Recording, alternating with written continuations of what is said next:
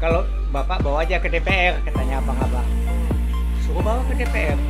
Nah, tapi ke DPR, dia juga ngomong, kalau saya bawa ini ke DPR, itu DPR, kalau nyeleneh aja nih, bisa dipecat, dikriminalisasi, dan bisa dipenjara.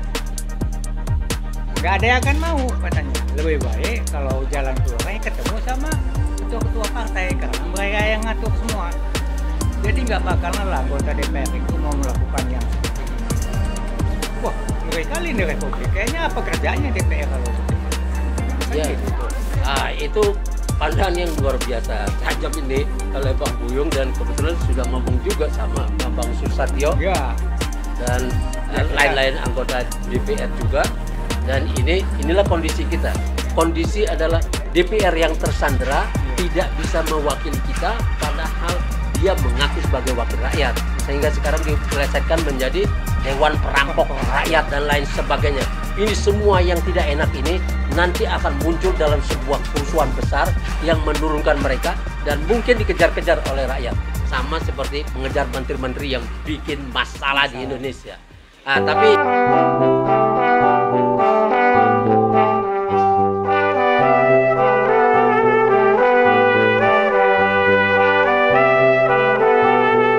Assalamualaikum warahmatullahi wabarakatuh.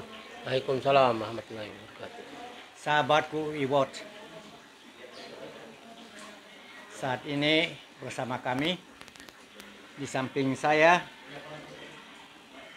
Ishak Rafiq, Direktur Eksekutif Masa Depan Institut ya? Ya. Oke. Terus juga eksponen alumni UI Bangkit. Kami coba membahas tentang kondisi dan situasi Republik kita yang dalam keadaan kondisi tidak dalam baik-baik saja. Saya sendiri Buyung Ishak dari alumni UI Bangkit, juga UI World Plus. Nah, ini Bang Rafiq, gimana cerita Republik ini nih? Republik memang lagi banyak persoalan. Sakit karena banyaknya persoalan yang tidak diselesaikan selama 10 tahun. Oke. Kemudian sekarang berlanjut, penyakitnya itu sudah menjalar ke seluruh tubuh. Ibarat kanker, tinggal satu serangan lagi, COVID. Jadi ini kesalahan Prabowo apa kesalahan presiden sebelumnya? Ini kan sebuah akumulasi dari kesalahan presiden sebelumnya yang berjalan selama 10 tahun. Ya. Jokowi tepatnya. Jokowi diwariskan oleh SBY keadaan negara yang sebetulnya lebih baik. Diwariskan oleh SBY negara dengan pertumbuhan ekonomi 6,2%. Itu. Kemudian kurs dolar terhadap rupiah 9.500. Bagus itu. Sangat bagus. Kemudian berhasil menyelesaikan utang dengan IMF, beres di zaman SBY. Itu. Jadi kalau saja Jokowi bisa langsung menggunakan itu, langsung tancap gas, itu bisa menjadi dalam waktu 1, 2, 3, 4 tahun itu bisa menjadi pertumbuhan itu menjadi 7%, 8%, mungkin setelah 10 tahun bisa menjadi 8% dengan gampang. Tapi pasti pertanyaan Anda, mengapa bisa menjadi menurun langsung di zaman Jokowi? Ya, pasti itu pertanyaan yang biasa keluar dari Bang Buyung ini. Di mobil pun udah keluar yang bikin berat itu. Jadi saya jawab aja. Kesalahan pertama yang dilakukan Jokowi itu tidak menggunakan warisan itu dengan baik, malah bikin sesuatu yang baru, yang blunder. Apa itu yang blunder?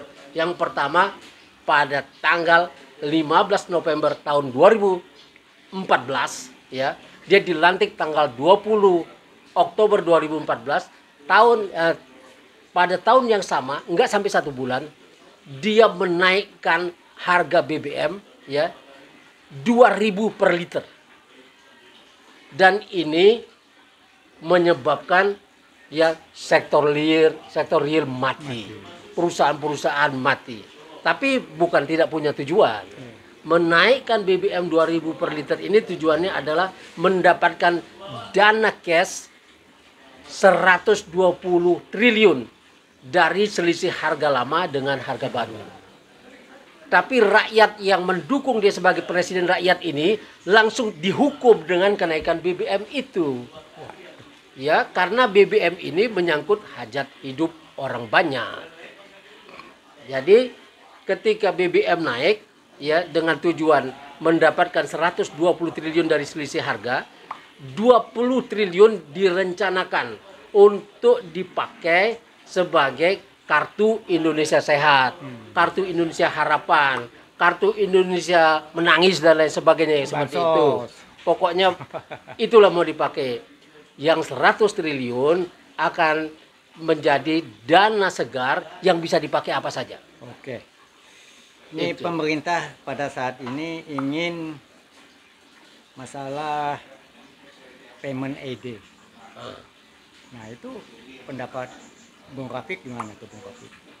Nah ini saya lanjutkan dulu sedikit yang tadi itu ya. Lanjut. Dalam ilmu ekonomi yang 100 triliun itu sebetulnya sebuah ilusi. Money illusion katanya. Karena apa? Kalau kita jual mebel, misalnya kita satu perangkat kursi meja ya berharga 40 juta misalnya yang bagus ya. Kemudian kita naikkan harganya menjadi 60 juta, maka 20 juta selisihnya itu menjadi milik kita. Dan itu aman, boleh pakai kita. Tapi ketika urusan dengan BBM ini lain. Ini yang 100 triliun yang diharapkan itu cuma sebuah ilusi karena dia akan menghancurkan bagian-bagian lain. Jadi yang pertama, ketika naik BBM itu 2000 per liter, yang pertama kena adalah apa? Inflasi. Inflasi menjadi 7%. Ya. 7% ini artinya mengurangi 100 triliun itu dengan inflasi 7% menjadi tinggal 93 triliun dikurangi 7 ya. Tinggal 93 triliun. Kemudian pajak yang 1.400 triliun waktu itu ya, ketika ini BBM naik, itu ongkos transportasi naik, ongkos produksi naik, ongkos segala macam ini semuanya naik. Ya, distribusi naik karena ongkos-ongkos kan naik.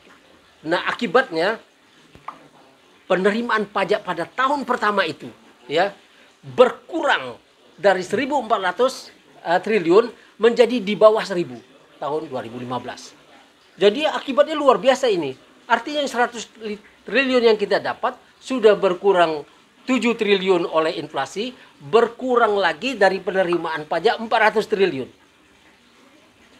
Artinya sudah minus 307 triliun. Ya. Itu dari 100 yang diharapkan. Makanya ini sebuah ilusi. Kemudian apa lagi? Itu karena inflasi 7% itu anggaran belanja negara yang itu 2009 triliun 2014 ya. Itu berkurang nilainya terhadap barang ya, ada 2009 triliun dan 1.000 triliunnya dipakai untuk belanja barang. Belanja barang ini ya ketika ada inflasi 7%, jadi berkurang nilainya 70 triliun. Nah, akibatnya sudah berkurang 307 triliun ditambah lagi berkurang lagi 70 triliun. Jadi keinginan mendapatkan 100 triliun ini menyebabkan negara ini akhirnya kekurangan biaya pembangunan yang luar biasa, dan karena itu harus dipenuhi dengan utang dan utang lagi dan utang lagi. Menteri Keuangannya tetap yang sama, Sri Mulyani Indrawati. Kalau kita bicara soal utang, kalau utang itu betul-betul untuk pembangunan sih nggak ada masalah.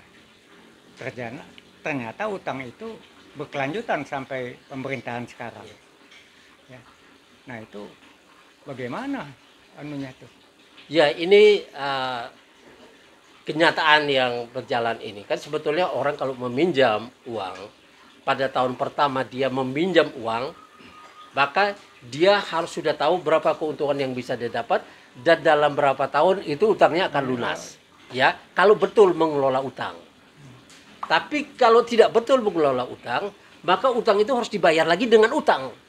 Dan ini kesalahan manajemen yang luar biasa, entah ini dengan sengaja atau tidak. Ini sebetulnya kalau di perusahaan swasta dipecat kalau merugikan perusahaan atau negaranya. Jadi kebijaksanaan siapa ini? Presiden ataukah staf ahlinya? Apa bagaimana Anda pembantu? Kan presiden jelas bertanggung jawab untuk semua itu. Tapi orang-orang yang mengerti tentang uang, tentang ekonomi ini adalah orang-orang yang ada di Equin, Menteri Keuangan, Menteri Perindustrian, Menteri Perdagangan. Ini bertanggung jawab terhadap penjelasan-penjelasan yang sebetulnya harus akurat kepada presiden. Tapi kalau presiden mendapat janji-janji yang muluk-muluk, bisa terjerumus. Nah, inilah yang terjadi karena pada zaman SBY itu utang cuman 2.600 triliun ya. Itu cuma segitu. Tapi pada masa Jokowi itu terus meningkat sampai terakhir ketika ditinggalkan oleh Jokowi, menurut laporan Sri Mulyani Indrawati sudah mencapai 10.260-an triliun. Jadi sudah meningkat hampir 5 kali lipat. Nah, artinya tidak terkelola dengan baik ini utang. Kita akhirnya utang lagi dan ini menyebabkan runtuhnya nilai rupiah terhadap dolar. Sehingga sekarang menjadi 16.200, 16.300 seperti masa krisis di zaman bisa krisis dulu. Kita. Itu sekarang bisa mencapai krisis lagi. Padahal kita dalam keadaan aman-aman saja. Harusnya tidak menjadi seperti ini. Tapi pengelolaan ini karena kesalahan-kesalahan kebijakan, kesalahan perundang-undangan dia sengaja dibuat untuk itu, ya pemerintah dipaksa untuk menyediakan dolarnya ketika utang-utang itu jatuh tempo, baik utang pemerintah, utang BUMN maupun utang swasta. Pemerintah harus menyediakan dolarnya sehingga pemerintah membeli dolar untuk membayar utang dan rupiah akhirnya anjlok terus makin lama makin jauh sampai 10.600 sampai 16.200 per menurut Bung Rafiq, jalan keluarnya apa ini supaya tidak utang melulu gitu, supaya kayak beginilah jangan sampai negara ini ambruk gitu. Kalau untuk urusan ini jalan keluarnya yang pertama untuk urusan utang ya, kita sekarang membayar, kita punya anggaran pada zaman Prabowo ini 3.600 triliun sekian ya. Anggaran untuk membayar utang itu sudah disediakan 1.350,2 triliun. Artinya sepertiga habis untuk membayar utang ya. Utang pokok dan bunga utang. Itu bunga utangnya itu 500 triliun lebih, kemudian utang pokoknya 800 sekian. Nah, ini tidak bisa dibiarkan karena apa? Pendidikan memerlukan dana yang besar dan harus 20% dan ini diabaikan. Katanya uang pendidikan enggak sampai kan 20% ya. Tapi kenyataannya yang diterima enggak demikian katanya. Nah, demikian. Yang kita bisa lihat di APBN, di nota keuangan dari Menteri Keuangan itu kan cuma 97 triliun yang untuk Departemen Pendidikan. Jadi ini bermain-main dengan angka-angka. Kemudian ngomongnya bagus di depan DPR, yang DPR tidak mengerti keadaan ini atau tidak peduli. Ya, harusnya dia menuntut DPR itu, tapi sekarang DPR tidak menuntut. Dia tidak mewakili kita, tapi mewakili para bohir-bohir yang dulu membawanya ke tampuk DPR itu. Kemudian dia menjadi kolaborator dengan pemerintah yang seharusnya diawasi. Nah, ini kesalahan fungsi ini saya khawatir dalam waktu 2-3 tahun ke depan ini DPR ini akan dicabut mandatnya oleh rakyat, di samping semua menteri sumbangan Jokowi itu akan dikejar-kejar oleh rakyat yang bikin bangkrut. Ada 17 menteri dan satu lagi ada wapres yang masuknya dengan cara inkonstitusional yang dituntut oleh para purnawirawan dan aktivis untuk diganti aja sama yang lain supaya lebih enak nih negara. Saya pengen coba bicara nih kita pengalaman kita kira-kira 3 tahun yang lalu, kita pernah ketemu DPR. Mengimpeach pada saat itu Jokowi masih jadi presiden, mengimpeach Jokowi. Kita menghadap sama Bambang Susatyo sebagai ketua DPR.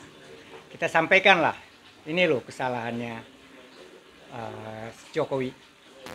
Itu sekitar 71 apa 72 ya, termasuk bohongnya ya, tindak tanduknya yang melakukan hal-hal yang tidak terpuji. Nah, apa kata Bamsud? Wah, saya nyerah katanya, nggak sanggup. Kalau Bapak bawa aja ke DPR, katanya abang-abang. Suruh bawa ke DPR. Nah, tapi ke DPR, dia juga ngomong, kalau saya bawa ini ke DPR, itu DPR katanya. Kalau nyeleneh aja nih, bisa dipecat, dikriminalisasi, dan bisa dipenjara. Nggak ada yang akan mau katanya. Lebih baik kalau jalan keluarnya ketemu sama ketua-ketua partai, karena mereka yang ngatur semua. Jadi nggak bakalan lah anggota DPR itu mau melakukan yang seperti ini katanya. Wah, ngeri kali nih Republik. Kayaknya apa kerjanya DPR kalau begitu? Nah, kan ya. gitu tuh. Itu pandangan yang luar biasa tajam ini oleh Bang Buyung, dan kebetulan sudah ngomong juga sama Bambang Susatyo Ya. Dan lain-lain anggota DPR juga. Dan inilah kondisi kita. Kondisi adalah DPR yang tersandera, tidak bisa mewakili kita, padahal dia mengaku sebagai wakil rakyat. Sehingga sekarang dipelesetkan menjadi Dewan Perampok Rakyat dan lain sebagainya. Ini semua yang tidak enak ini nanti akan muncul dalam sebuah kerusuhan besar yang menurunkan mereka dan mungkin dikejar-kejar oleh rakyat. Sama seperti mengejar menteri-menteri yang bikin masalah di Indonesia.